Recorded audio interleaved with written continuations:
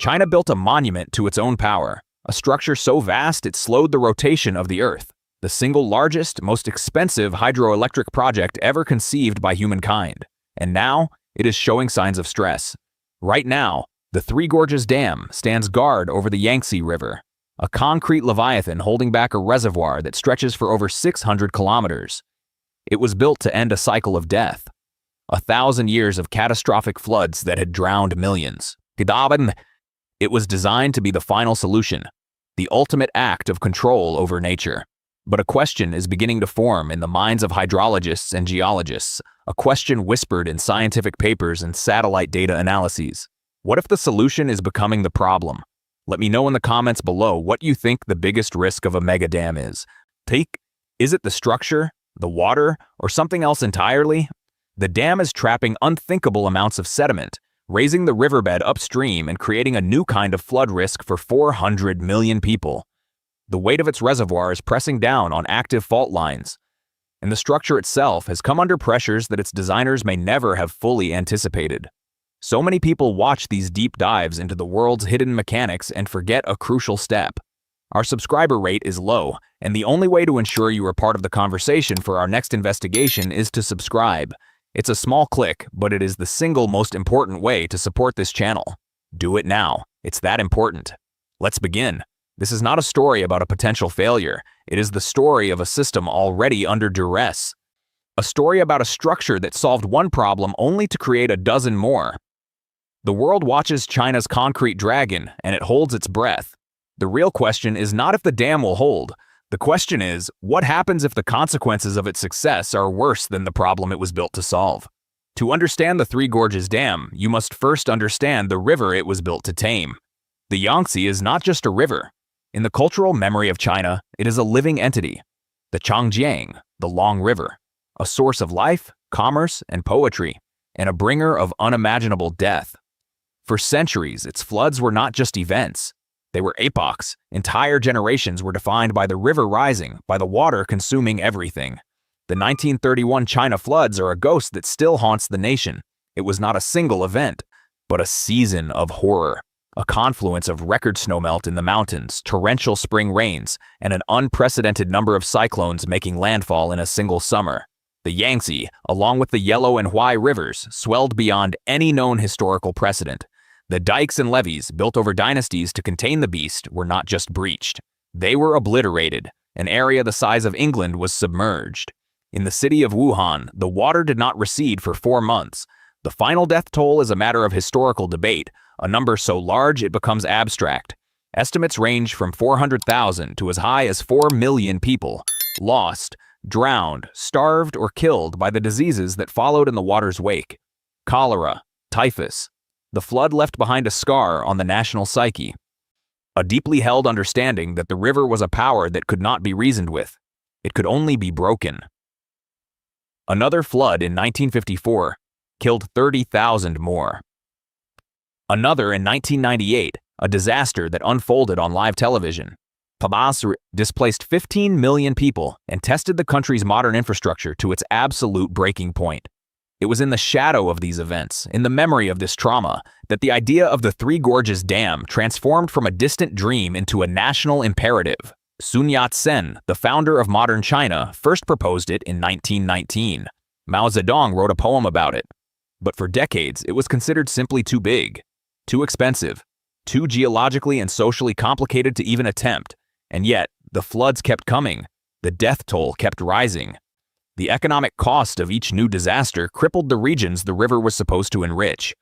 By the 1990s, the Chinese state decided that the cost of inaction had finally become greater than the cost of action.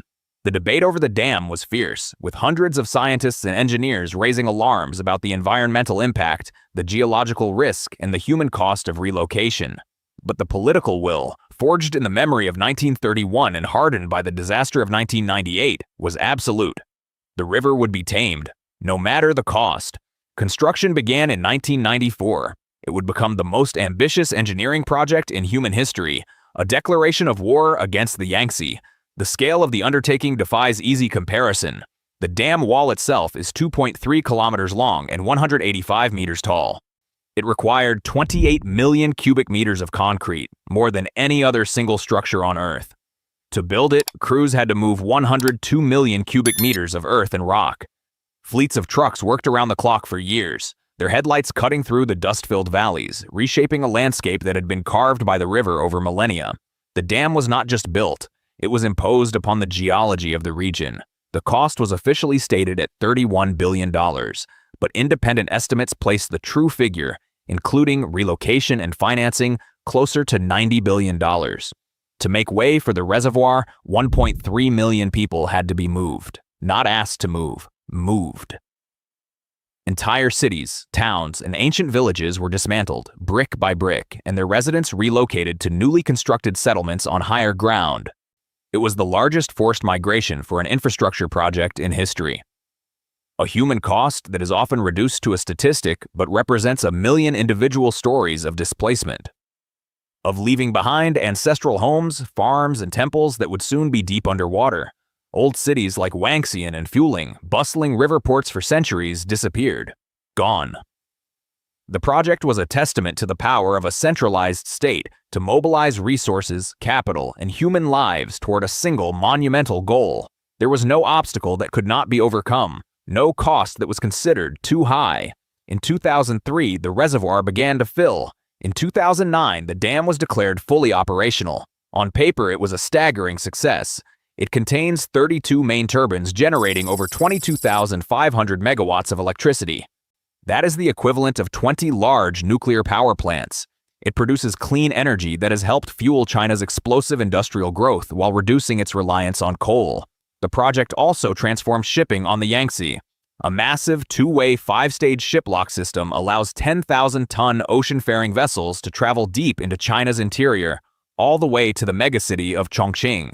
What was once a treacherous stretch of river became a smooth, navigable superhighway for global commerce.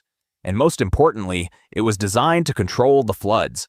The reservoir, with a total capacity of 39.3 billion cubic meters of water, was engineered to absorb the peak of the summer floodwaters, releasing them slowly and safely over the following months.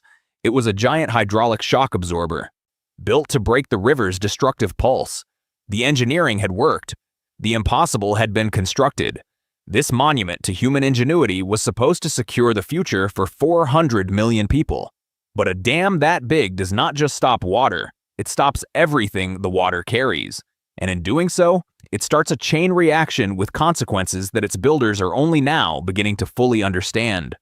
Let me know in the comments if you think mega projects like this are worth the unforeseen risks. What's the balance between progress and caution? The Yangtze is not a clean river. It is a torrent of sediment, carrying more than 500 million tons of silt and debris from the Tibetan Plateau toward the sea every single year. For eons, this sediment replenished the fertile downstream floodplains and built the massive delta where Shanghai now stands. The dam changed everything. Behind the 185-meter wall, the river's velocity drops to almost zero, and as the water slows, it loses its power to carry its load. The sediment falls out of suspension. The result is a geological crisis unfolding in slow motion. An estimated 70% of the river's silt is now trapped in the reservoir. Downstream, the river is starved. The lack of fresh sediment is causing the Yangtze Delta to erode. The coast is shrinking. Saltwater from the East China Sea is intruding further inland, contaminating freshwater aquifers and threatening the water supply for Shanghai, a city of 26 million people. The vital wetlands, nurseries for a vast coastal ecosystem, are disappearing. The entire foundation of one of the world's most populous and economically vital regions is being quietly washed away, but the downstream problem is only half of the equation. The real nightmare is what is happening upstream. The sediment isn't just vanishing, it's accumulating. Layer by layer, year by year, the floor of the Three Gorges Reservoir is rising. This deposition of silt is not uniform. It is concentrated at the tail end of the reservoir, hundreds of kilometers upstream from the dam itself, where the river first begins to slow down. The direct consequence is that the riverbed near the city of Chongqing is getting higher. This creates a terrifying paradox. A dam built to prevent floods is now actively increasing the flood risk for a metropolis of over 30 million people. With a higher riverbed, the channel can carry less water. During a heavy monsoon season, the river has nowhere to go but up and out. The very disaster the dam was meant to prevent is being reborn in a new, more insidious form created by the solution itself. Engineers knew this would happen. Their models predicted it. Their solution was to design 23 outlets or sluice gates near the bottom of the dam, specifically to flush sediment downstream. But opening these gates means releasing huge volumes of precious water, water needed for power generation and water supply during the dry season. It is a trade-off with no easy answer. Generate power or fight sedimentation, save water or save Chongqing. The dam, meant to be a symbol of absolute control, has instead trapped its operators in a series of impossible choices. The dragon had been chained, but it was now poisoning itself from the inside out. And then there is the weight. The reservoir behind the Three Gorges Dam holds 39.3 trillion kilograms of water, a mass so enormous it measurably altered the planet's moment of inertia, slowing the length of a day by 0.06 microseconds. That immense weight does not just sit there. It presses down. It exerts a constant, crushing pressure on the Earth's crust. And in this part of China, the crust it is pressing on is fractured by multiple active geologic faults. The science is called reservoir-induced seismicity. It is not a fringe theory. It is a documented phenomenon at large dams around the world. The added weight of the water can increase the pressure in underlying rock formations, lubricating existing faults and potentially triggering earthquakes. Before the reservoir was filled, the Three Gorges region experienced very little seismic activity. Since 2003, thousands of minor tremors have been recorded. Most are too small to be felt, but they are a signal, a sign that the ground beneath the reservoir is adjusting, shifting, and responding to the new load. The Chinese government has acknowledged the link, stating that the seismic activity is within expected parameters. But the data shows a clear correlation between the rising and falling water levels in the reservoir and the frequency of these small quakes. Engineers are essentially loading and unloading a fault zone on a seasonal cycle. And this is where the quiet concern among geologists becomes a terrifying question. If the reservoir can trigger thousands of small quakes, could it trigger a large one? The 2008 Sichuan earthquake was a catastrophe. A magnitude 7.9 quake that occurred just a few hundred kilometers from the Three Gorges Dam, killing nearly 90,000 people. It happened on the Longmenshan Fault, a different fault system from those directly beneath the reservoir. But it was a stark reminder of the immense tectonic forces at play in this region.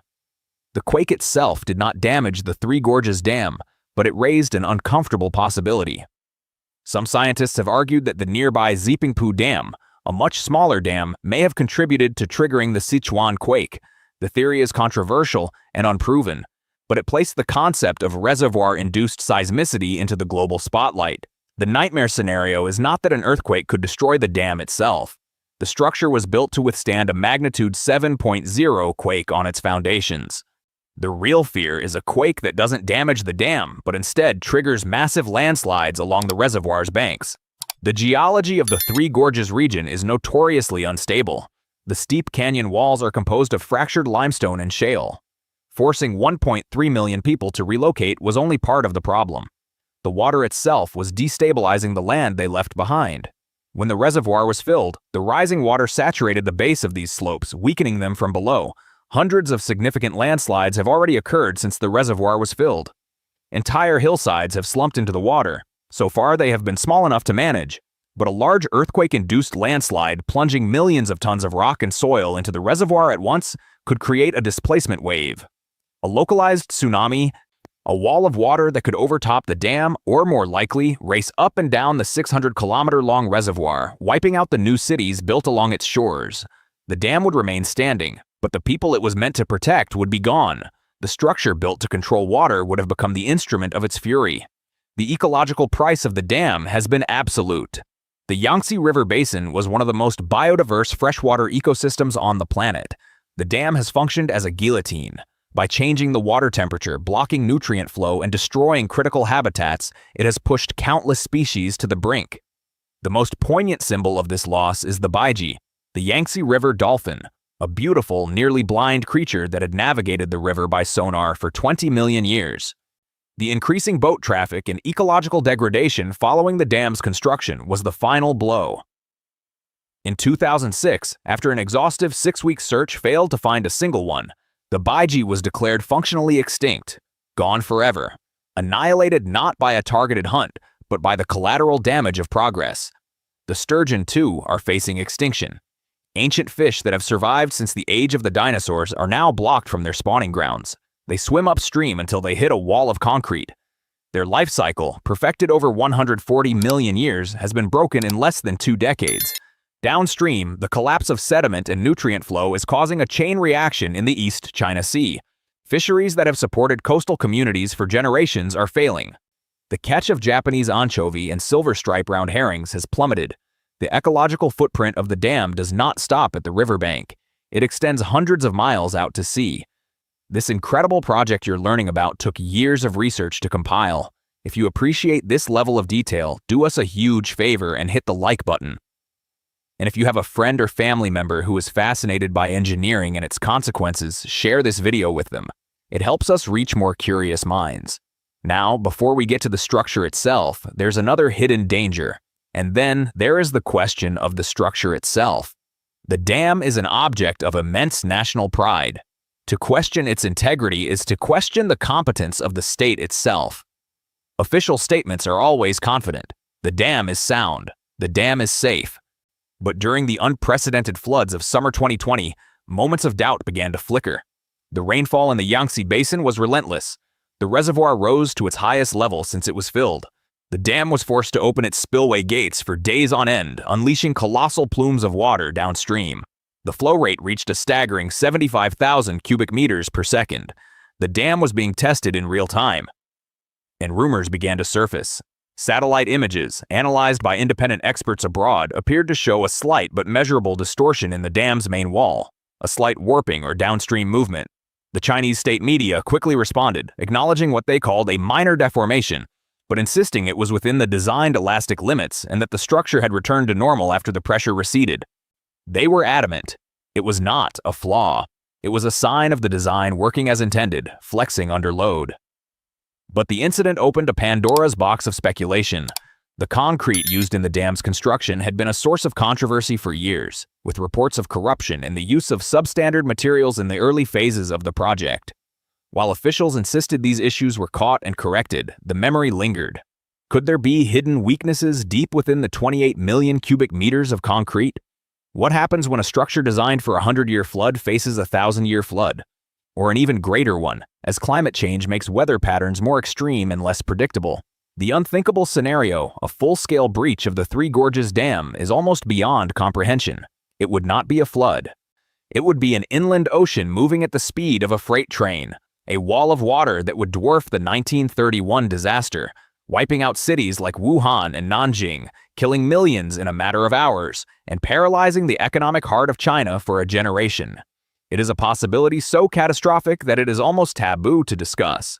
But inside engineering firms and military war rooms, the models exist. The scenarios have been run. Because planning for the worst case is what happens when the stakes are this high. Okay, I know, it's the third time I'm asking. But our subscriber numbers are how we keep these deep dive investigations going, and a huge number of you watching are not subscribed. Think of it as fueling the next expedition into the world's most complex stories. It's painless, I promise. Hit the button. The Three Gorges Dam is not an isolated event. It is a prototype, a demonstration of technological and political power that China is now exporting across the globe. Chinese companies are building or financing hundreds of dams in Asia, Africa, and Latin America, but the most significant new frontier is the Tibetan Plateau.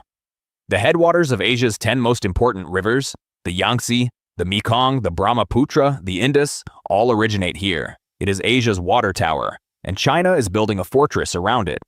A new cascade of megadams on the upper reaches of these rivers gives China control over the water supply for nearly half the world's population. Downstream nations like India, Bangladesh, Vietnam, Cambodia, and Thailand watch with growing anxiety. The dams on the upper Mekong have already been blamed for unprecedented droughts and the collapse of fisheries downstream in the Mekong Delta. By controlling the flow of water and sediment, Beijing has gained a powerful geostrategic lever. It could turn the tap on or off, creating droughts or floods in neighboring countries at will. Water has become a weapon. And the Three Gorges Dam was the project that perfected its use. It taught China not just how to build at an impossible scale, but how to manage the political and environmental fallout of doing so. The lessons learned on the Yangtze are now being applied globally. So, the structure stands. a monument of concrete and steel, holding back a river and a host of unintended consequences. It generates vast amounts of clean power. It has, for now, prevented the kind of catastrophic downstream floods that once defined life on the Yangtze. By these metrics, it is a success, an engineering triumph on a scale that may never be repeated. But it has come at a staggering price: an ecological unraveling, a geological instability, and a new, more complex form of flood risk for the cities upstream. The dam operates as a system under constant, anxious management. Engineers balance power generation against flood control, sediment flushing against water storage, seismic risk against the demands of a thirsty nation. Every decision is a compromise. Every choice creates a new vulnerability. The story of the Three Gorges Dam is not a simple tale of triumph or tragedy. It is something murkier. It is a story about the limits of control. A story about a nation that, haunted by its past, wagered its future on a single, monumental bet. They bet that they could engineer their way out of a problem that nature itself had posed. They built a chain for a dragon, only to find the beast was still thrashing, still powerful, and still unpredictable. The dam didn't tame the river. It merely changed the nature of the fight. The floods may have been stopped, but beneath the calm surface of the reservoir, a new set of clocks are ticking, and no one knows for sure when the alarms will sound. 12 of the 17 turbines inside the Hoover Dam are about to fail.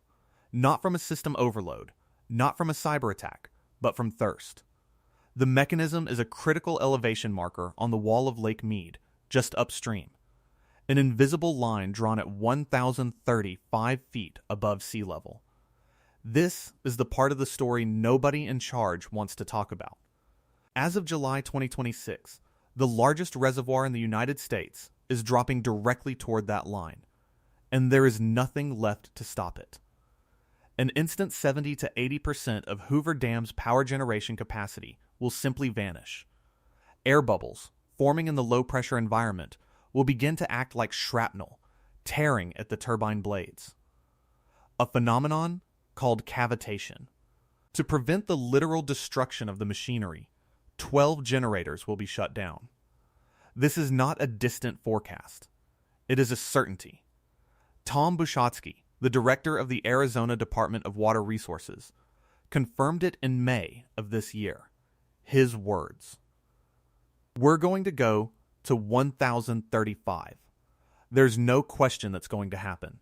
To understand what is about to unfold, you have to look past the dam itself and into the numbers that govern its failure. The dam's official minimum power pool is 950 feet, but that is a statistical illusion, a number made possible only by a few newly upgraded turbines. The real crisis begins much higher, at 1,035 feet. That is the turbine cliff. Power does not gracefully decline. It falls.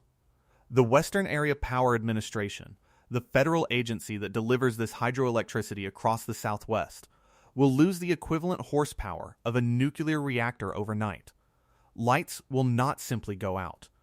Instead, utilities will be forced onto the open market to buy replacement power, almost certainly from natural gas plants, at a premium of 17% or more. The cost of a water crisis will arrive instantly on the power bills of millions of people who have never seen the Colorado River. And this is where the story truly begins. This catastrophe is not an accident of nature. It is the direct, calculated result of a decision made by the federal government just 3 months ago. A decision to deliberately sacrifice Hoover Dam to save another. Zoom out, and the physics of the system reveal a chain reaction. Upstream of Lake Mead and the Hoover Dam lies a second titan, Lake Powell, held back by the Glen Canyon Dam. In the spring of 2026, federal hydrologists at the Bureau of Reclamation ran the numbers. Lake Powell was crashing.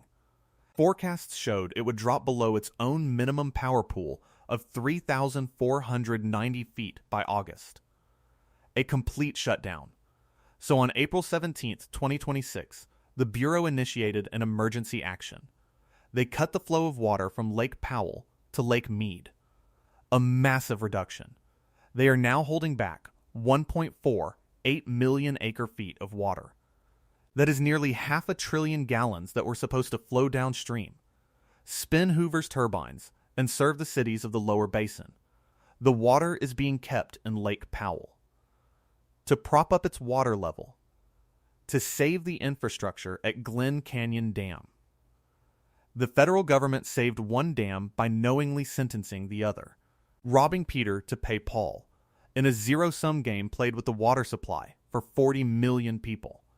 This is the detail the official press releases do not explain. The record low water level at Lake Mead, forecast by the Bureau of Reclamation's own June 2026 study to hit 1,015.77 feet by next summer, is not just the product of a megadrought. It is the product of policy. A conscious choice to starve the nation's largest reservoir. The crisis has been engineered. But this choice was not made in a vacuum. It was forced by a cascade of failures stretching back over a century. A history of promises made against a river that was never big enough to keep them. Every drop of water being held back in Lake Powell is a symptom of a much deeper problem. A mathematical error carved into law. On November 24, 1922, representatives from 7 states gathered to sign the Colorado River Compact. It was a foundational document, the so-called Law of the River, designed to divide the water and develop the American West. They based their allocations on a fatal assumption. They believed the river carried, on average, 16.4 million acre-feet of water per year. They based this number on what we now know was one of the wettest periods in the last 500 years. The true number, the average flow measured between the year 2000 and 2024, is just 12.4 million acre-feet. From its very inception, the system has carried a structural deficit. The states promised away 4 million acre-feet of water per year that does not exist. For decades, that mathematical flaw was hidden, buffered by the sheer volume of water stored in Powell and Mead when they were full. Now, the buffers are gone. 25 years of relentless drought, intensified by a warming climate that pulls ever more moisture from the snow and soil, has exposed the original sin. The river has shrunk by nearly 20%. The checking account is empty. And in 2026, the bottom fell out. The year began with a flicker of hope. Snowpack in the Rocky Mountains, the source of 90% of the river's water, looked promising through January. Then came March. A record-shattering heat wave settled over the West. Snow that should have remained frozen deep into the spring melted almost overnight. It did not run into the streams and rivers. It sublimated, turning directly from a solid into vapor, vanishing into the dry air. By April 9th, 2026, Colorado's statewide snowpack had collapsed to just 22% of its historical median, the lowest recorded level for that date in history. The spring runoff, the annual deposit that is supposed to refill the system, failed. The inflow forecast for Lake Powell and water year 2026 cratered to just 2.78 million acre-feet. 29% of average. That number is what triggered the April 17th emergency action. It is what forced the Bureau of Reclamation to cut the throat of Lake Mead. The false spring of 2026 was the final invoice for a century of magical thinking coming due. Now here is the part nobody knows how to solve. The laws written to manage this system, the 2007 interim guidelines, and the 2019 drought contingency plans, are set to expire. On December 31st, 2026, they simply cease to exist.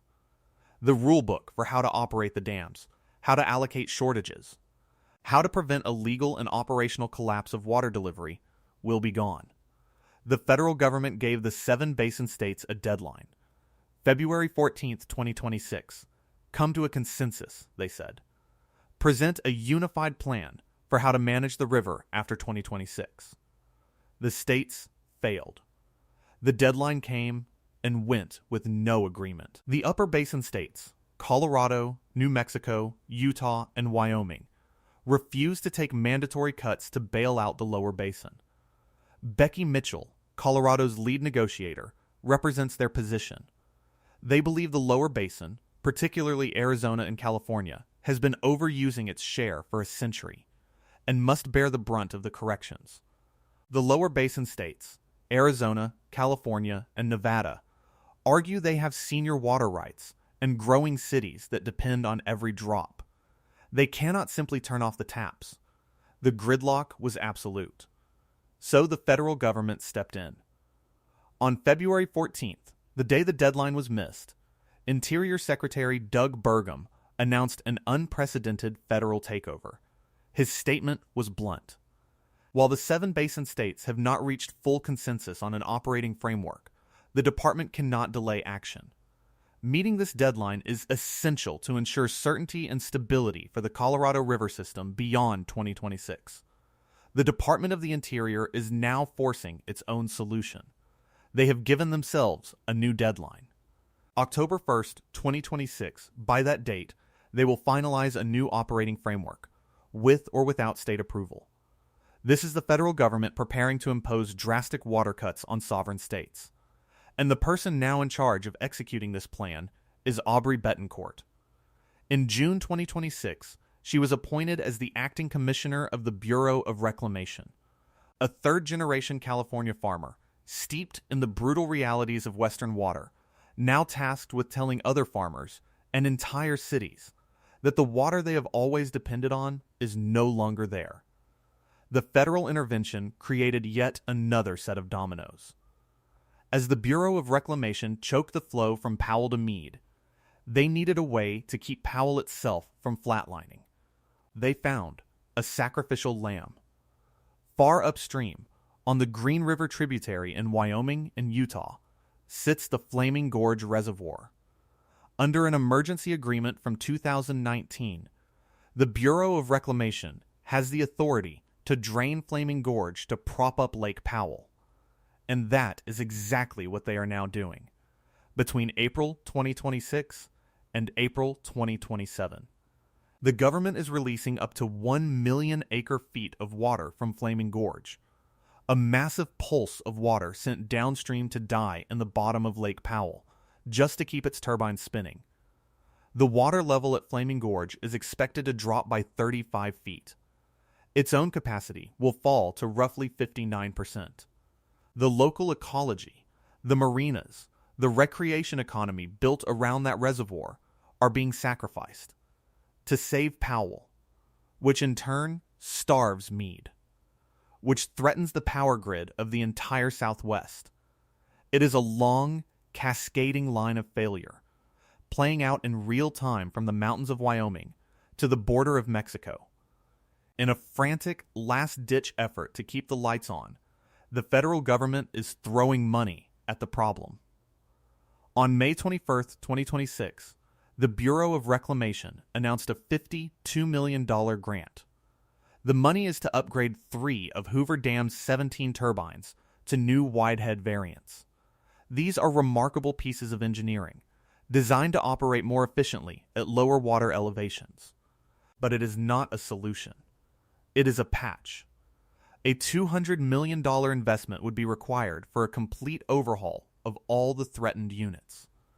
With the current plan, only 5 of the 17 turbines will be capable of operating below the 1,035-foot cliff. 9 of the 12 original turbines threatened by cavitation will still have to be shut down. The $52 million is a response to a crisis that is already here. It does not stop the water level from falling. It only slightly redefines the nature of the power failure when it arrives.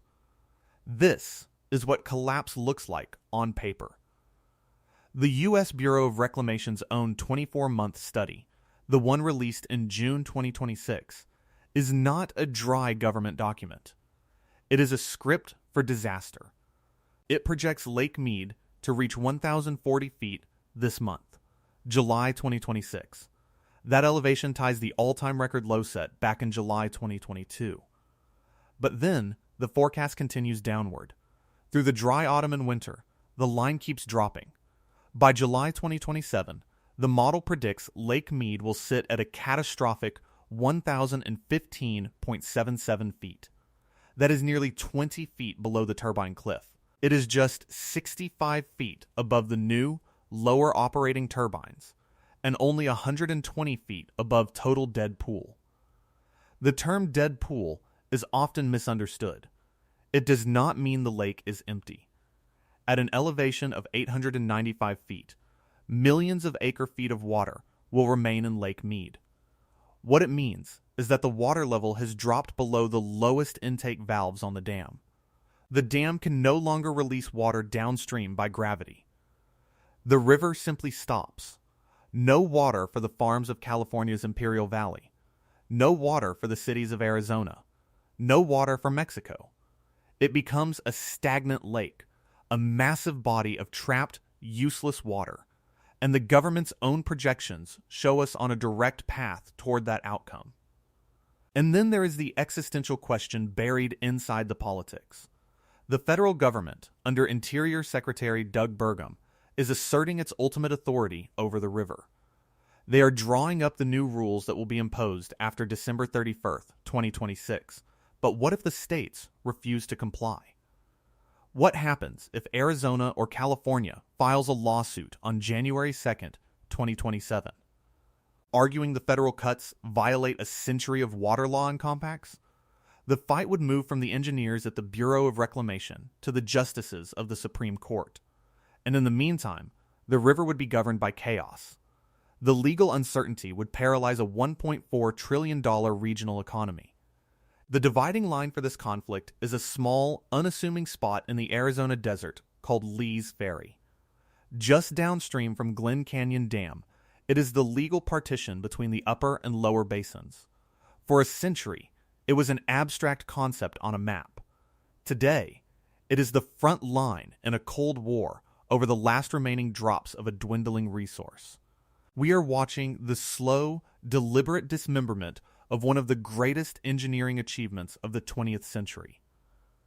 A system of dams and reservoirs that made the modern West possible is now being taken apart, piece by piece, in a desperate attempt to manage its own decline. The decision to drain Flaming Gorge is a perfect microcosm of the entire calamity. To protect the core, the managers are sacrificing the extremities. But the disease is systemic. There is not enough water. There will not be enough water. The 2026 snowpack collapse was not an anomaly. It was a preview. Climate models are clear that the warming and drying of the American West will continue to accelerate, further shrinking the flow of the Colorado. The 16.4 million acre-foot river that the 1922 compact was written for is gone forever. It is a ghost, and we are still trying to write checks against its account. The human element in this story is personified by the people now tasked with the impossible. Look again at Aubrey Betancourt. Her entire life has been defined by California agriculture, an industry that lives or dies based on water allocations from this very river system. Now, she sits in an office in Washington, D.C., as the de facto head of the Bureau of Reclamation, holding the authority to cut water to farms just like the one she grew up on. Or consider Tom Bushutsky in Arizona, the man who has to publicly admit that a power crisis at Hoover Dam is now unavoidable. His job is no longer to prevent the disaster, but merely to manage public perception of its arrival. And then there is Becky Mitchell in Colorado, fighting to protect her state's legal right to water that has not even melted from the mountains yet, knowing that every drop she secures for the upper basin is another drop the lower basin will demand. They are not villains. They are managers of a bankruptcy, negotiating over assets that have already been liquidated by the physics of a hotter, drier world. What we are witnessing is not a natural disaster. It is the end of an illusion. The illusion that monumental engineering can permanently overcome natural limits. For 70 years, Hoover Dam stood as a symbol of humanity's power to conquer the desert, to bring light and water to barren lands. Its massive white arc was a monument to progress and control. Today, that same concrete structure is becoming a monument to something else entirely. It is becoming a tombstone for an era of climate stability that we took for granted. The waterline on the edge of Lake Mead, the infamous bathtub ring, is more than just a visual. It is a geological clock, ticking down. And this year, the clock is accelerating. The deliberate holdback of water from Lake Powell is pushing the hands forward at an unnatural speed. Each foot the lake drops is a countdown. From 1040 in July, down past the turbine cliff at 135, and onward into the uncharted territory below. The system is now eating itself to survive. The logic is brutal. The power generation at Glen Canyon Dam is considered, for now, more critical than the power at Hoover. So water is held in Powell at the direct expense of Mead. To supplement that water, a smaller, less politically powerful reservoir at Flaming Gorge is drained. The entire upper Colorado River basin is being re-engineered, not for growth, but for managed decline. Each decision ripples outward. The loss of 35 feet of water at Flaming Gorge devastates a local economy in Wyoming. The power reduction at Hoover Dam threatens grid stability in Nevada and Arizona. The eventual dead pool at Lake Mead would cripple a multi-billion-dollar agricultural industry in California. It is all connected. One contiguous body of water, from the snow-capped Rockies to the Gulf of California. And it is all running out at the same time. The crisis is no longer about drought. It is about arithmetic. There are no easy answers left. The $52 million for new turbines is a gesture, a necessary one, but ultimately a footnote in a much larger story of collapse. It treats a symptom, not the disease. The disease is a promise made in 1922 that the river could not keep. The disease is a climate that has changed faster than our laws and our infrastructure can adapt. The October 1st deadline for a new federal plan is not an endpoint. It is the beginning of a new, more contentious chapter. A chapter where the federal government tries to enforce a reality that many states are not yet willing to accept. The fight for the Colorado River is about to move out of the hands of engineers and into the hands of lawyers and politicians. And water levels will keep dropping while the arguments unfold. The physics of the situation do not care about legal precedent or economic need. The water will continue to evaporate. The ground will continue to absorb it. And less will make it to the dams. The final irony is that Hoover Dam, the very symbol of control over nature, is now completely at the mercy of a decision made about another dam, hundreds of miles upstream. Its fate is being dictated by the needs of Glen Canyon. If you stand on the bypass bridge overlooking Hoover Dam today, you are not just looking at a piece of history. You are looking at the front line of the most significant resource crisis in modern American history. You are looking at a machine that is being systematically, intentionally powered down. The silence of those 12 turbines, when they finally stop spinning, will echo across the entire American West. So 3 questions now hang over the entire Colorado River Basin. With all prior agreements evaporating on December 31st, how will the 7 states and Mexico react when the federal government imposes its will on January 1st? Can technological fixes and frantic investments in efficiency outrun a structural deficit that is growing worse with every heat wave? And what happens when the next sacrificial lamb, Flaming Gorge, has been drained? And there are no more upstream reservoirs left to sacrifice? The water that melted in the Colorado Rockies in the failed spring of 2026 is right now being held behind Glen Canyon Dam. A silent, accumulating debt. 1,048 million acre-feet of it. A phantom supply that should have been in Lake Mead. The turbines at Hoover Dam are still spinning. For now, but they are waiting for water that has already been redirected. Water that will not arrive. And somewhere deep inside the concrete heart of the dam, the machinery is preparing for a silence it was never designed to endure. Hoover Dam. Emergency mode. 12 turbines shut down as Lake Mead hits critical level. 12 turbines are offline, not scheduled for maintenance, not temporarily idled for routine inspection, shut down, removed from service at the single most important piece of water infrastructure in the American West, because the water level in the reservoir behind them has dropped to a point that the engineers who built this dam never believed they would have to plan for.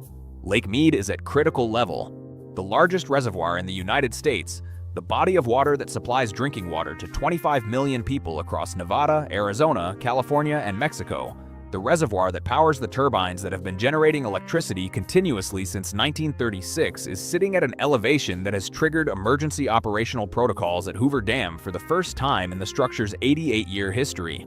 And the number that is not making it into the headlines with the urgency it deserves is this: if the lake drops another 35 feet, the remaining turbines go offline permanently. Not temporarily, not until conditions improve. Permanently. Because below that threshold, there is not enough hydraulic head, not enough vertical distance between the water surface and the turbine intakes to generate the pressure required to spin a single generator.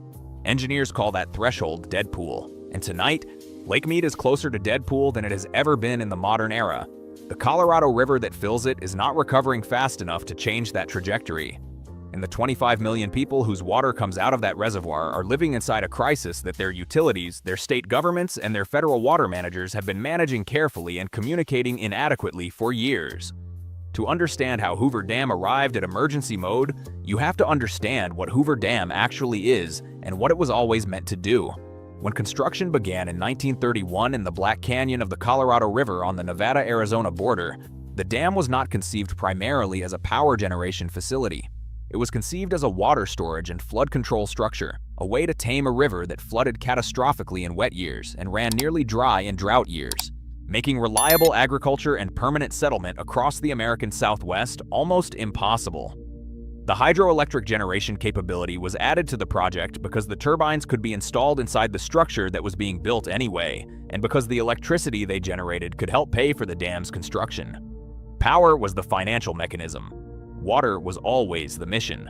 Lake Mead, the reservoir created by the dam, was designed to store 2 years of average Colorado River flow. At full capacity, it holds approximately 26.12 million acre-feet of water, enough to cover the entire state of Pennsylvania under 1 foot of water. That storage capacity was the buffer that made the modern American Southwest possible. Las Vegas, Phoenix, Los Angeles, Tucson, the agricultural valleys of Southern California and Western Arizona, all of it was built on the assumption that Lake Mead would always have enough water in it to cover the demand placed on it. That assumption is now the most dangerous geological and hydrological bet in the United States. The Colorado River Compact of 1922 divided the river's water among 7 western states based on flow measurements taken during an unusually wet period in the river's history.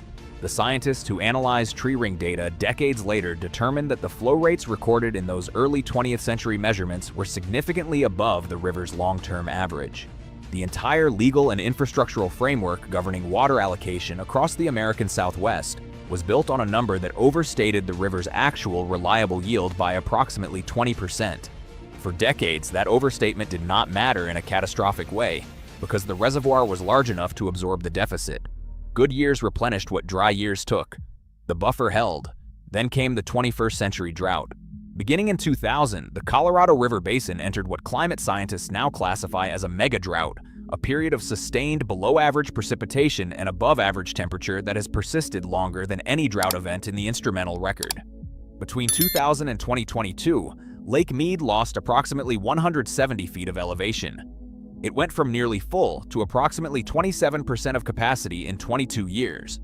The buffer that the dam was designed to provide was consumed by a drought that the engineers of 1931 had no framework to anticipate, and that the water managers of 2000 had no plan to adequately address. The 12 turbines currently offline represent more than a power generation problem. Each turbine at Hoover Dam is connected to a specific penstock, a massive pipe that draws water from the reservoir at a specific elevation. As the lake level drops, the intakes for the lower turbines begin operating under reduced hydraulic head, the pressure differential created by the height of water above the intake. Below certain lake elevations, the hydraulic head is insufficient to operate specific turbines efficiently without risk of cavitation, a destructive phenomenon where low pressure causes water to vaporize and then violently recondense inside the turbine components, damaging the machinery in ways that are expensive to repair and impossible to ignore. The turbines that have been taken offline are not broken. They are being protected from damage that would occur if they continued operating under the hydraulic conditions that current lake levels create. The Bureau of Reclamation engineers managing Hoover Dam's operations are making careful, technically defensible decisions to preserve equipment that will be needed when, if, lake levels recover. But the consequence of those decisions is that the dam is now producing significantly less electricity than the contracts written against its generation capacity assumed it would provide. The utilities serving Nevada, Arizona, and California that depend on Hoover Dam power are managing that shortfall through purchases on the spot market and through emergency agreements with other generation sources. The cost of that management is being passed through rate structures that electricity customers are paying without fully understanding why their bills have increased. Dr. Patricia Mulroy spent 27 years as the general manager of the Southern Nevada Water Authority, managing the water supply for the Las Vegas metropolitan area through the early years of the drought.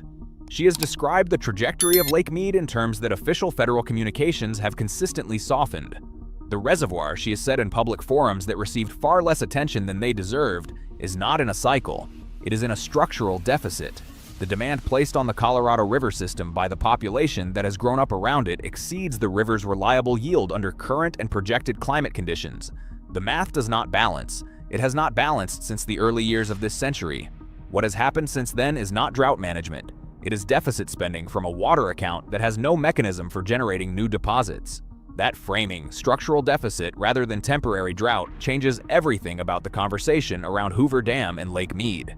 A temporary drought ends. A structural deficit requires structural solutions, and the structural solutions available to water managers in the American Southwest are limited, expensive, contested, and far behind the timeline that the lake level data is currently projecting. The elevation markers on the canyon walls above Lake Mead's current waterline tell the story more clearly than any press release ever has. The white bathtub ring of mineral deposits left by the receding waterline extends from the current surface upward for more than 150 feet in some sections of the canyon. That white band is calcium carbonate, the residue of evaporated water deposited against the canyon walls as the lake retreated. It is visible from the highway. It is visible from the air.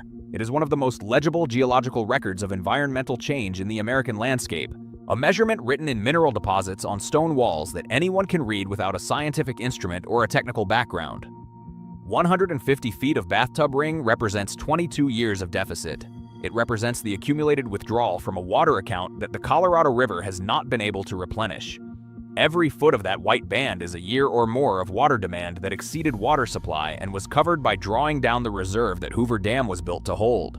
The reserve is not gone, but the margin between the current lake level and the conditions that trigger total operational failure at the dam is measured in feet that are closing faster than the precipitation forecasts suggest they will be replaced.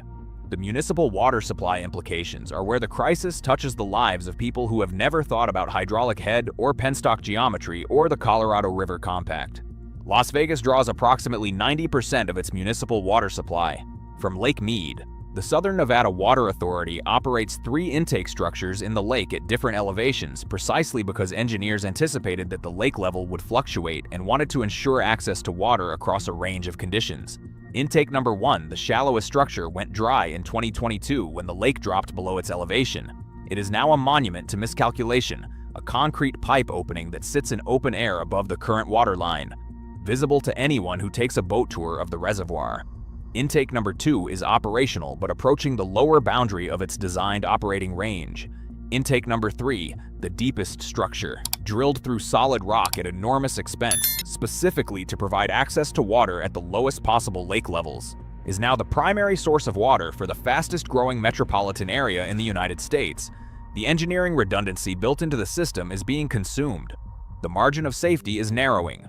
Phoenix draws its water from a different part of the Colorado River system through the Central Arizona Project Canal, but that system is also allocated against a river that is not producing what the allocations assume. Mandatory water use reductions have been implemented across Arizona. The reductions are real. They are not sufficient to close the structural deficit that Dr. Mulroy and other water policy experts have been describing for years. The agricultural dimension of the crisis dwarfs the municipal water story in terms of raw volume. Approximately 70% of all Colorado River water is used for agriculture, primarily in the Imperial Valley of California and the farming districts of western Arizona. The crops grown in these regions, lettuce, broccoli, carrots, melons, cotton, alfalfa, feed an amount of the national food supply that is not easily replaceable from other growing regions on short notice. The water rights held by agricultural users in these districts are senior to the rights held by municipal users in Las Vegas and Phoenix, a legal reality rooted in the prior appropriation doctrine that governs water law across the western United States. First in time, first in right. The farms that have been irrigating these desert valleys since the early 20th century have legal priority over the cities that grew up around the dam decades later. Managing the competing claims of agricultural and municipal users against a river that cannot satisfy both is the central political challenge of water management in the American West. It is a challenge that the current lake level data is now forcing toward a resolution that voluntary conservation measures and incremental efficiency improvements are not delivering fast enough to prevent. The power grid consequences of Hoover Dam's reduced generation reach into corners of the Western electricity system that most consumers have no visibility into. The dam's generation capacity, when all turbines are operating at full capacity, is approximately 2,080 megawatts. With 12 turbines offline, that capacity is significantly reduced. The Western Interconnection, the power grid serving the western United States and parts of Canada and Mexico, is already operating under conditions of reduced reserve margin due to the retirement of fossil fuel generation capacity and the intermittent nature of the renewable generation replacing it. Hoover Dam's reliable baseload generation, power that flows continuously regardless of weather conditions, has historically been one of the most valuable assets in the Western grid. Hydroelectric power from a facility that can be ramped up or down on demand provides grid operators with the flexibility to balance supply and demand in ways that solar and wind generation cannot. The loss of that flexibility, even partially, during the period when turbines are offline, tightens the grid's operating margins in ways that increase the risk of the kind of supply-demand imbalances that cause voltage fluctuations, load shedding, and in worst-case scenarios, cascading blackout events. The California ISO and the Western Area Power Administration grid operators are managing the Hoover Dam deficit alongside a range of other generation and transmission challenges. The system is not on the verge of collapse, but it is operating with less margin than it held 5 years ago, and the direction of change is not toward more margin. The sediment problem is the element of Hoover Dam's long-term future that receives the least public attention and carries some of the most consequential implications. Every river carries sediment, particles of rock and soil eroded from the landscape and transported downstream by the current. When a river is dammed and its flow slows into a reservoir, that sediment settles out of suspension and accumulates on the reservoir floor. Lake Mead has been accumulating Colorado River sediment since 1935. The volume of sediment now deposited in the reservoir represents a meaningful reduction in storage capacity from the dam's original design specification. More significantly, the sediment accumulation behind Hoover Dam means that the sediment load that previously moved through the lower Colorado River to nourish beaches, wetlands, and the delta at the river's mouth has been interrupted for nearly 90 years. The ecological consequences of that interruption are severe and well documented. But the engineering consequence for the dam itself is the one that water managers are increasingly focused on. As sediment continues to accumulate in the reservoir, the effective storage capacity available to buffer drought periods decreases. The lake that was designed to hold 2 years of river flow can hold less than that now, and the deficit will grow with every passing decade regardless of what happens to precipitation patterns or water demand. The groundwater emergency developing simultaneously beneath Las Vegas adds a layer to this crisis that is developing independently of the lake level but converging toward the same endpoint. The Las Vegas Valley has been overlying a groundwater aquifer that was historically a backup water supply for the region. Decades of urban growth and groundwater pumping have drawn that aquifer down significantly. The land surface above the depleted aquifer has responded with measurable subsidence, ground sinking, detected by GPS monitoring stations across the valley. Some areas of Las Vegas have subsided by more than 6 inches over the past 2 decades. Infrastructure built on the assumption of a stable ground surface, water mains, sewer lines, building foundations, road pavements, is experiencing the same differential settlement stress that geologists are documenting beneath Toronto, beneath Florida, beneath every city that has grown rapidly on geological conditions that its growth is simultaneously degrading. Las Vegas is approaching a point where the surface water crisis represented by Lake Mead and the groundwater crisis represented by aquifer depletion are converging into a compound infrastructure challenge that neither problem alone would create. The city built in the desert on the promise of an endless river is discovering, in data streams from lake elevation gauges and GPS ground deformation sensors and turbine shutdown notices, that the promise had conditions that were never fully disclosed. The Bureau of Reclamation released its most recent 24-month projection for Lake Mead in the last operational cycle. The projections model a range of scenarios based on different assumptions about Colorado River inflow, evaporation rates, and upstream reservoir conditions at Lake Powell. The median projection does not show the lake recovering to full operational capacity for the dam's full turbine complement within the 2-year window. The most optimistic projection, dependent on precipitation significantly above recent averages sustained over multiple seasons, shows partial recovery. The most pessimistic projection, based on continued below-average inflow consistent with the drought trend of the past 2 decades, shows further decline toward the dead pool threshold within a time frame that water managers in Nevada, Arizona, and California are not publicly discussing in specific terms. The gap between the median projection and the dead pool threshold is measured in feet. The gap between current conditions and the permanent loss of Hoover Dam's generation and water supply functions, the permanent transition of the most important dam in the American West from an operating infrastructure asset to a monument to a hydrological era that has ended, is not a gap measured in geological time. It is a gap measured in years, possibly in a number of years that feels uncomfortably small when stated out loud. Hoover Dam was built during the Great Depression by workers who drove wooden stakes into the desert and lived in canvas tents while they figured out how to pour 4.4 million cubic yards of concrete in conditions that killed 96 of them before the structure was complete. It was built as a statement that American engineering could impose order on a chaotic natural system and make the desert bloom. For nearly 90 years, it delivered on that promise with a reliability that became foundational to the identity of the American West. The cities that grew up in its shadow, the agricultural valleys that fed a nation, the power grid that lit a region, all of them built their future on the assumption that the river would keep flowing, and the reservoir would keep filling, and the turbines would keep turning. That assumption was not unreasonable. It was supported by decades of operational data and by an institutional confidence in the capacity of engineering to manage whatever natural variability might present itself. What it was not supported by was an honest accounting of the river's actual long-term yield under the climate conditions that the 21st century has delivered, and that every credible projection suggests will continue. 12 turbines are offline tonight. The bathtub ring on the canyon walls above the waterline is 150 feet tall and still growing. The engineers watching the lake level gauges are not panicking. They do not panic in public. What they are doing is reading the data, making the calculations, and having very careful conversations about thresholds that the official communications have not yet translated into language that 25 million people depending on this water have been clearly invited to understand. The dam is still standing. The water is still flowing. The turbines that remain online are still turning. But the margin between the infrastructure that makes the modern American Southwest possible and the conditions that end it is narrower tonight than it was last year.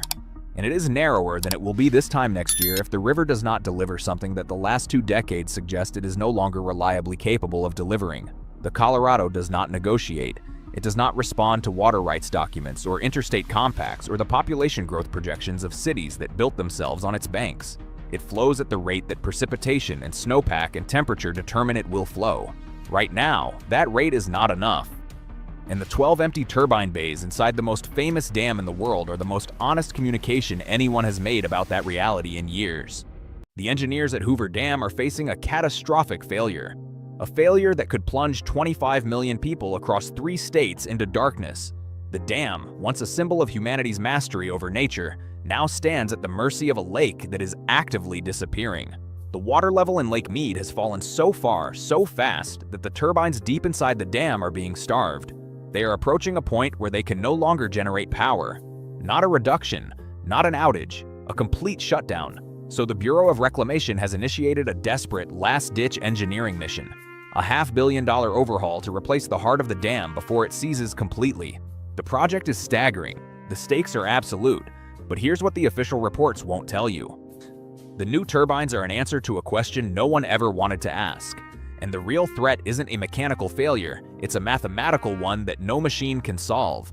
The real question is, are we witnessing a historic rescue operation, or are we just watching the most expensive life support system ever built for a dying giant? These are the stories that define our future, stories of systems on the brink and the desperate measures being taken to hold them together. If you believe that understanding these critical fault lines is essential, subscribe to this channel now so you don't miss what's coming next. Let's begin. Hoover Dam was never just a structure, it was a declaration. Built in the depths of the Great Depression, it was a concrete proclamation that the American will could tame any desert, conquer any river, and power any future it could imagine. In the 1930s, the Colorado River was a wild, unpredictable force. It carved canyons, but it also delivered devastating floods, destroying farms and communities in uncontrolled seasonal rages. The dam was designed to impose order on this chaos. It would store the river's immense power, hold back its floods, and release its water on a schedule dictated by human need, not by the whims of nature. The scale of the undertaking was almost mythical. It required diverting the entire Colorado River through 4 massive tunnels bored through the canyon walls, just so workers could pour concrete onto a dry riverbed. Over 21,000 men worked on the project. They poured 3.25 million cubic yards of concrete, enough to pave a 2-lane highway from San Francisco to New York City. They did it in the brutal, unforgiving heat of the Mojave Desert, creating a monument that would become one of the 7 industrial wonders of the world. The dam was completed in 1936, 2 years ahead of schedule, and behind it, the Colorado River began to pool, filling the canyons, rising foot by foot to form the largest man-made reservoir on Earth. Lake Mead. The promise of the dam was not water, it was power. Cheap, clean, and seemingly endless hydroelectric power. Deep inside the dam's base, 17 massive turbines were installed, ready to convert the immense pressure of the lake into electricity. The mechanics are elegantly brutal. Water from the lake enters 4 enormous steel pipes, called penstocks, each 30 feet in diameter. These penstocks plunge downward through the dam, gathering immense force. At the bottom, that concentrated jet of water slams into the blades of a turbine, spinning it at hundreds of revolutions per minute. The spinning turbine turns a generator, and the generator produces electricity. It is a system that runs on gravity and water, nothing more. But the critical variable is pressure. The higher the lake, the more water presses down on the system, and the more power the turbines can generate. At its peak capacity, when Lake Mead is full, Hoover Dam's generators can produce over 2,074 megawatts of power. To put that in perspective, that is the equivalent output of 2 large nuclear power plants. It provides electricity for homes, businesses, and industries across Nevada, Arizona, and Southern California. It was the engine that powered the explosive growth of the American Southwest. Las Vegas bloomed in the desert. Phoenix expanded beyond its agricultural roots. Los Angeles became a global metropolis. All of it was built on the assumption that the lake would remain full and the turbines would always spin. That assumption was wrong. For decades, the system worked exactly as designed. But the engineers of the 1930s built a dam for a climate they understood.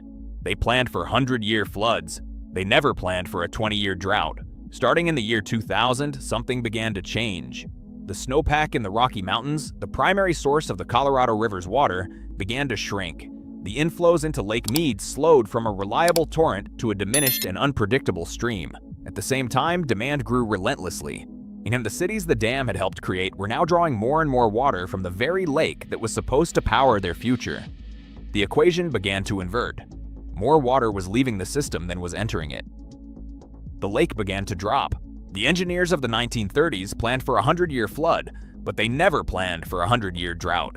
What do you think is the single biggest miscalculation we've made in the American West? Let us know in the comments below. That drop was slow at first, a few feet a year, but it was relentless. The vast surface of Lake Mead started to shrink. A white bathtub ring of mineral deposits appeared on the canyon walls, a stark visual record of how much water was already gone. By the summer of 2022, the lake had fallen to just 1,040 feet above sea level. This was the lowest point since it was first filled in the 1930s. It represented just 26% of its total capacity. And this falling water level triggered a crisis deep inside the concrete heart of Hoover Dam. The power generation system was never designed for a shallow lake. The efficiency of the turbines is directly tied to the elevation of the water in Lake Mead. As the lake level falls, the pressure drops. Less pressure means the water strikes the turbine blades with less force. They spin slower. They produce less electricity. By 2022, the dam that was once rated for 2,074 megawatts was struggling to produce 1,500. A loss of more than 25% of its total generating capacity. Gone. Not because of a mechanical failure, but because the fuel for the machine, the weight of the water itself, was disappearing. But a simple reduction in power was not the most dangerous threat. A much more destructive phenomenon was beginning to emerge, a problem known as cavitation. The turbines at Hoover Dam are massive, intricate pieces of forged steel, precisely balanced to spin under immense hydraulic pressure. The penstocks that feed them were designed to be full of solid water, but as the lake level drops, the pressure inside the system decreases. This can cause a deadly change in physics. At lower pressures, tiny air bubbles or vapor cavities can form in the water as it rushes toward the turbine. When these bubbles collapse against the steel blades, they do so with microscopic explosive force. A single collapsing bubble is insignificant, but trillions of them, over hours and days, act like a relentless sandblaster. This process, cavitation, can physically eat away at the metal. It can pit, crack, and ultimately destroy the turbine blades from the inside out. Bureau of Reclamation engineers saw the warning signs: increased vibrations, unusual noises from the turbine housings, damage appearing on blades during routine inspections. The dam was starting to cannibalize itself. This created an existential deadline. Below an elevation of 950 feet, the risk of severe cavitation damage becomes so high that the turbines cannot be safely operated. They would have to be shut down, not one or two of them, all of them. At 1,040 feet in 2022, the lake was less than 100 feet above that catastrophic failure point. Projections from the own models showed that without significant intervention, Lake Mead could cross that 950-foot threshold within years, not decades. The symbol of American power was facing the prospect of becoming a silent, useless wall of concrete. The power for 25 million people was at risk. The situation was no longer theoretical. It was an active emergency, and it demanded an unprecedented response. The story of this dam affects millions, and understanding it is the first step. If you found this valuable so far, please take a moment to like this video and share it. It helps get this critical information to more people, maybe even your own family. The Bureau of Reclamation, the federal agency that operates Hoover Dam, was forced to make a decision no one ever anticipated. They could not make it rain. They could not fill the lake. So they had to change the dam itself. The only way to save the turbines was to replace them. In 2023, the agency announced a massive, multi-year, almost $500 million project to overhaul the power plant from the inside out. The goal was to systematically replace the original Francis turbines, marvels of 1930s engineering, with a new generation of custom-designed hardware. These new turbines are known as wide-head turbines. They are specifically engineered to operate efficiently under the exact conditions that were destroying the old ones: low water levels and reduced pressure. Their blades are shaped differently, designed to minimize the formation of cavitation bubbles even when the lake is dangerously low. They can generate power with a water elevation as low as 950 feet, and some designs are being tested to operate even lower, pushing the boundary of what hydroelectric power generation can achieve. This isn't just a simple replacement of parts. It is open-heart surgery on a living, breathing piece of national infrastructure. The logistical challenge is immense. Each of the original turbines and their accompanying generators weighs hundreds of tons. They sit deep within the powerhouse, a space filled with active electrical equipment and high-voltage lines. To replace one, crews must first de-energize the entire unit, a process that takes a significant portion of the dam's power output offline for months at a time. Then comes the disassembly. Using massive overhead gantry cranes that have been part of the powerhouse since its construction, workers must carefully lift out the old generator components, the massive steel shaft, and finally, the original bronze and steel turbine runner itself. Each piece is a historic artifact, a testament to the manufacturing prowess of a bygone era. They are then replaced with the new wide-head turbine components, a process that requires millimeter precision. The alignment must be perfect. The balancing must be exact. Any error could lead to catastrophic vibrations when the unit is brought back online. The project is a race against time and a dropping lake. The Bureau of Reclamation has been replacing the turbines sequentially, one or two at a time, trying to keep as much of the dam online as possible while the upgrades proceed. The total cost is estimated at over $500 million, a staggering investment to keep a 90-year-old power plant alive. It is a cost borne by the power consumers in the Southwest, a hidden tax on every kilowatt hour, paying not for new sources of power, but for the desperate defense of an old one. This intricate ballet of engineering, logistics, and incredible risk is precisely the kind of deep dive we specialize in. A subscription to this channel ensures you are always part of this critical conversation about our world's most vital systems. Critics argue that this entire endeavor, impressive as it is fundamentally flawed. They contend that spending $500 million to allow the dam to function in a state of permanent drought sends a dangerous signal.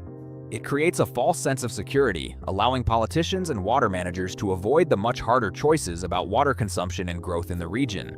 Instead of adapting our cities to the reality of less water, we are adapting our infrastructure to chase the last few drops of a disappearing resource. The new turbines, they argue, don't solve the problem. Market, they just lower the definition of failure. They allow us to generate power from a nearly empty lake, but they do nothing to stop the lake from becoming empty. It is an engineering solution to what has become a problem of atmospheric physics in public policy. The engineers at the Bureau of Reclamation push back with a starker reality. Their mandate is not to set water policy for the 7 states of the Colorado River Basin. Their mandate is to keep the lights on.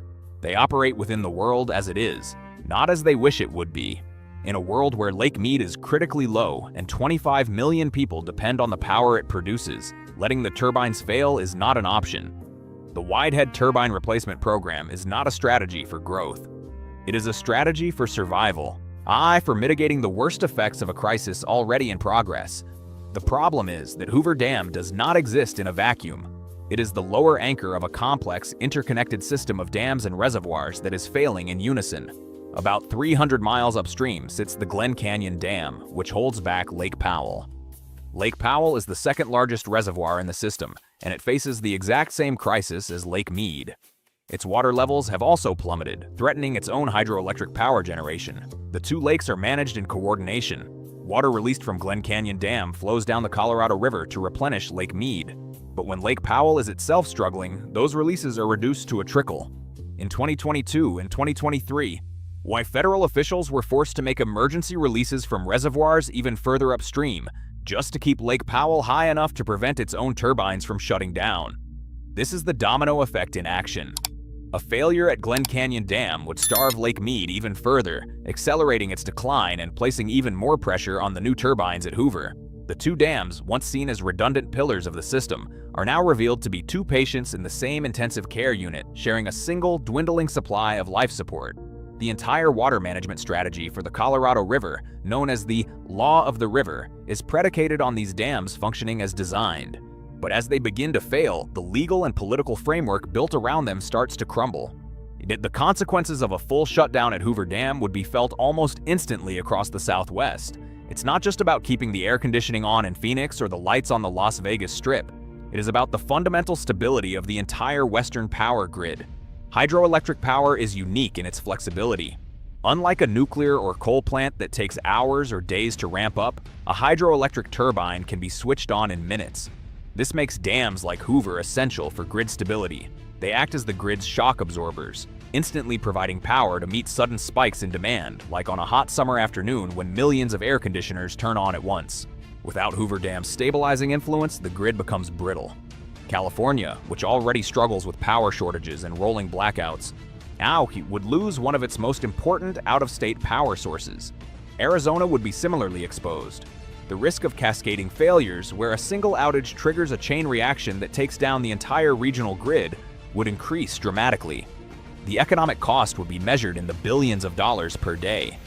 For the 25 million people who rely on this power, the abstract numbers on lake elevation would become a concrete reality of an unreliable world, of hospitals running on backup generators, of businesses forced to close, of a modern society suddenly thrust back into an era of energy scarcity. And even the solution of the Widehead turbines comes with a terrifying caveat. They can operate down to 950 feet, but what happens if the lake drops below that?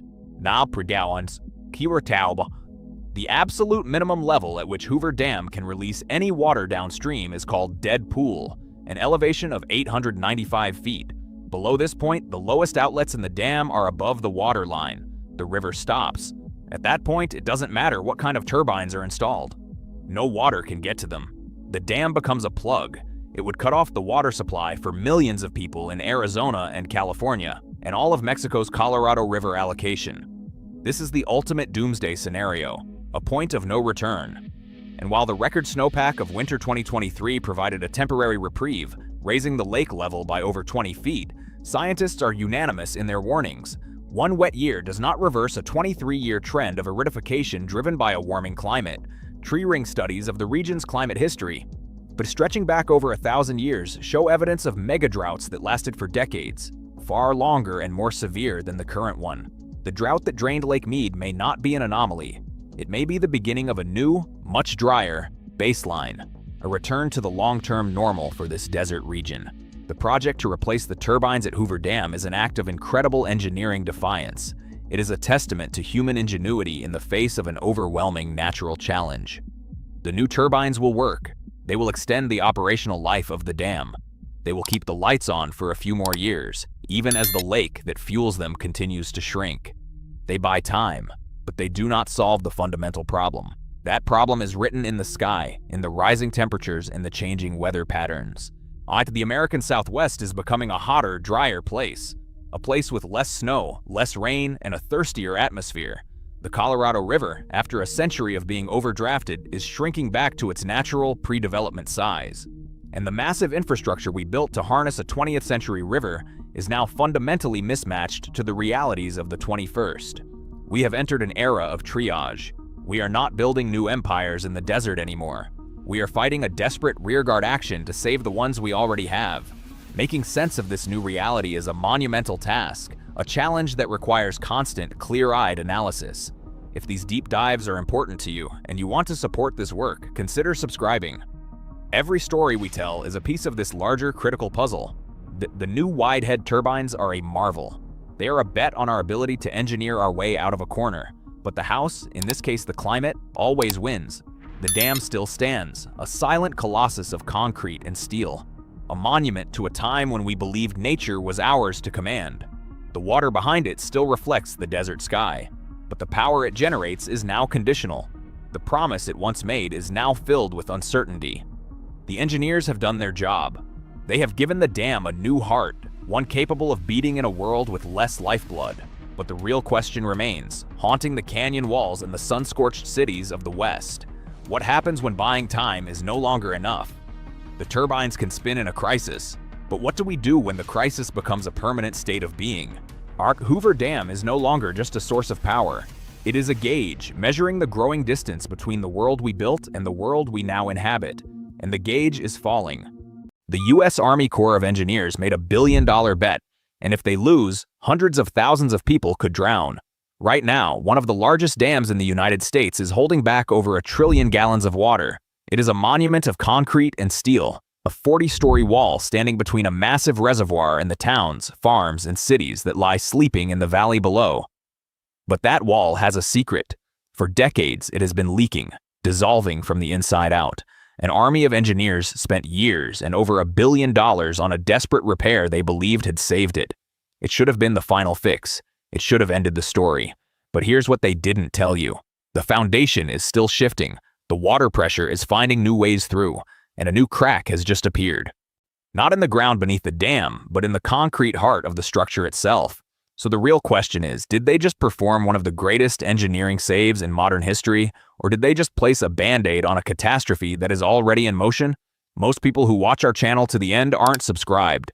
If you value this kind of deep dive investigation, click that button now. It's the single best way to make sure you don't miss the next urgent story, and it's the most important way you can support this work. You won't regret it. Now let's begin. Wolf Creek Dam was never supposed to be vulnerable. It was born in an era of American certainty, a time when the nation believed it could conquer any landscape with enough concrete and ambition. Authorized in 1938 and completed in 1951, it was part of a wave of massive public works projects designed to tame the country's wild rivers, providing flood control, hydroelectric power, and economic lifeblood to entire regions. The dam stretches for over a mile across the Cumberland River in southern Kentucky. It is an immense structure, a combination of a sprawling earthen embankment and a towering concrete gravity dam. When its gates closed for the first time, it created Lake Cumberland, a reservoir so vast it holds more water than the next 2 largest lakes in the state combined. The statistics are staggering. The lake has over 1,200 miles of shoreline. Its waters could cover the entire state of Delaware 2 feet deep. Downstream, the city of Nashville, Tennessee, diners and dozens of smaller communities rely on the dam to shield them from the devastating floods that once ravaged the Cumberland River Valley.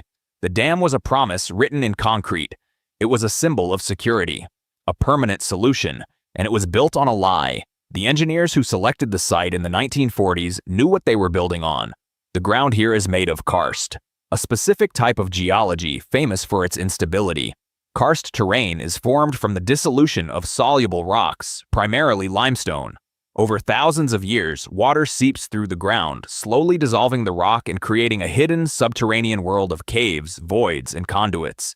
It is a landscape that is hollow from the inside. To an engineer, it's like building a skyscraper on a foundation of Swiss cheese. They knew the risks, They believed they could engineer their way around them. During construction, they implemented what was, for the time, a state-of-the-art solution. They drilled a series of deep holes into the limestone bedrock beneath the dam's planned footprint and pumped in thousands of tons of a concrete mixture called grout. This created what is known as a grout curtain, a supposedly impermeable barrier deep underground designed to block those hidden pathways and prevent water from seeping under the dam. It was an audacious plan, an attempt to seal an entire landscape. And for a while, it seemed to work. The lake filled, the turbines spun, the valley below was safe. The promise was kept. For 16 years. Then, in 1968, the lie began to reveal itself. Maintenance crews walking the base of the dam noticed something unsettling. Muddy water was bubbling up from the ground downstream. Not just seepage, which can be normal, but water carrying sediment, silt, clay, the very material that the dam's earthen embankment was made of. The implications were chilling. Water from the immense pressure of the lake was not just finding a way through the limestone bedrock. It was finding a way through their grout curtain, and it was now powerful enough to be eroding the foundation from underneath the dam itself, carrying microscopic pieces of the structure away with every gallon that escaped. The dam was dissolving. Slowly, invisibly, from the bottom up. The Army Corps of Engineers, the agency responsible for the dam, immediately understood the gravity of the threat. This wasn't a leak you could patch. This was a fundamental failure of the geology the entire monument was built upon. The problem was not the concrete, it was the continent. What would you do if you lived downstream from a structure like this, knowing that the very ground it stands on is slowly disappearing? Let us know in the comments. The internal alarm bells were now deafening. An uncontrolled failure at Wolf Creek Dam would be an event of almost unimaginable destruction. A wall of water nearly 200 feet high would obliterate everything in the river valley for dozens of miles. Small towns like Burkesville and Salina would be erased from the map in under an hour. Further downstream, the flood crest would reach Nashville, a major American city, in less than a day, overwhelming its own flood defenses and causing catastrophic damage. The potential loss of life was measured in the tens, if not hundreds, of thousands. The economic damage would run into the tens of billions. This was not a theoretical risk. It was a mathematical certainty if the erosion continued unchecked. So began the longest, most expensive, and most desperate repair efforts in American history. A silent, high-stakes war waged hundreds of feet below the surface against geology and time. The first phase, started in the late 1960s, was an aggressive expansion of the original idea. More grout. Engineers drilled thousands of new holes, deeper and closer together this time, and pumped in a new, more advanced chemical grout mixture. For 10 years, drilling rigs were a permanent feature at the dam. It was a brute force approach. I can attempt to plug every last void and fissure in the dissolving limestone foundation. The work was difficult, expensive, and ultimately a temporary fix. They were plugging holes in a system that was actively creating new ones. The water was relentless. It simply found new, weaker paths through the karst. The muddy seepage slowed, but it never stopped. The dam was still leaking. The foundation was still eroding. The catastrophe was still waiting. By the early 2000s, the situation had become critical. New monitoring instruments inside the dam showed that the rate of erosion was accelerating. The risk of a sudden failure was now deemed unacceptable. The Army Corps of Engineers made a drastic decision. They lowered the level of Lake Cumberland by more than 40 feet, sacrificing immense hydroelectric revenue and devastating the local tourism economy, all to reduce the pressure on the dam's failing foundation. It was a public admission that the largest dam in the region was no longer safe at its full capacity, and it bought them time to attempt the impossible. The plan they devised was something out of science fiction. The grout curtains had failed. Simply pumping in more concrete was like trying to fill the ocean with a bucket. They needed a permanent solution, a physical barrier, so they decided to build a wall, not in front of the dam or behind it, but through it. Directly through the center of the earthen embankment, extending hundreds of feet down into the bedrock itself. It would be a solid, continuous wall of concrete over a mile long and nearly 300 feet deep, a permanent cutoff designed to block any possible path for water to get through. It was called the cutoff wall, and it had never been attempted on this scale, on a dam this large with a problem this severe. The cost estimate was breathtaking, nearly $600 million. If you know anyone who lives near a major dam or who is fascinated by these massive engineering challenges, share this video. The story of what happened next is something they need to see. And if you're getting value from this deep analysis, take a second to hit the like button. It tells our team that these investigations are making an impact. Construction of the cutoff wall began in 2007. It was less a construction project and more a form of industrial surgery. The challenge was immense. How do you build a solid concrete wall inside a fragile earthen dam that is actively leaking without causing the very collapse you're trying to prevent? The solution was a specialized piece of equipment called a hydromill. Imagine a giant remote-controlled cutting tool suspended from a crane that grinds a narrow trench deep into the earth. As the hydromill dug down, layer by layer, the trench was kept filled with a thick, heavy slurry made of bentonite clay. This slurry was dense enough to hold the walls of the newly cut trench open and prevent the surrounding earth from collapsing inward. Once a section of the trench was excavated to its full depth, reaching solid, unweathered bedrock far below the leaky karst, a massive, prefabricated steel-reinforced concrete panel was lowered into the slurry-filled void. Meet panel by panel, section by section, they slowly built a fortress inside the dam. Each panel had to interlock perfectly with the next, forming a seamless, watertight barrier. The precision required was extraordinary. The alignment had to be perfect over a distance of more than 4,000 feet, all of it happening hundreds of feet underground, completely blind. The work was agonizingly slow. For 6 years, the crews worked 24 hours a day, 7 days a week. The cost inevitably spiraled. The initial $600 million budget swelled. Unexpectedly complex geology required new techniques. Equipment broke down. The sheer difficulty of the task exceeded the initial projections. By the time the final panel was placed in 2013, the total cost of the cutoff wall had climbed to over $750 million. When added to the decades of previous repair attempts, the total investment to save Wolf Creek Dam pushed past $1 billion. $1 billion to fix a single fundamental mistake made half a century earlier. In 2014, the Army Corps of Engineers declared victory. The cutoff wall was complete.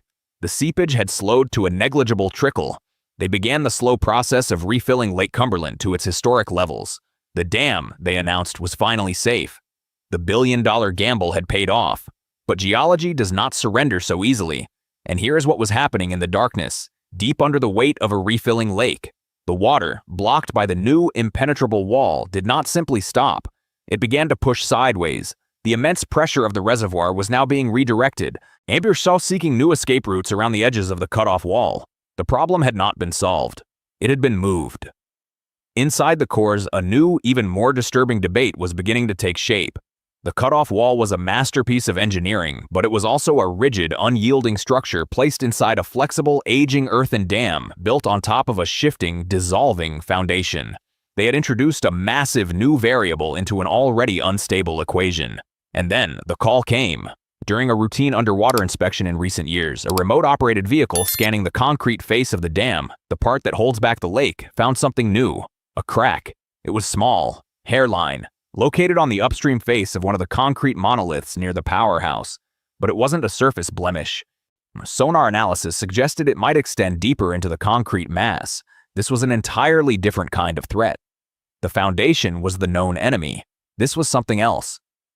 Was it a result of the immense stress of the repair work?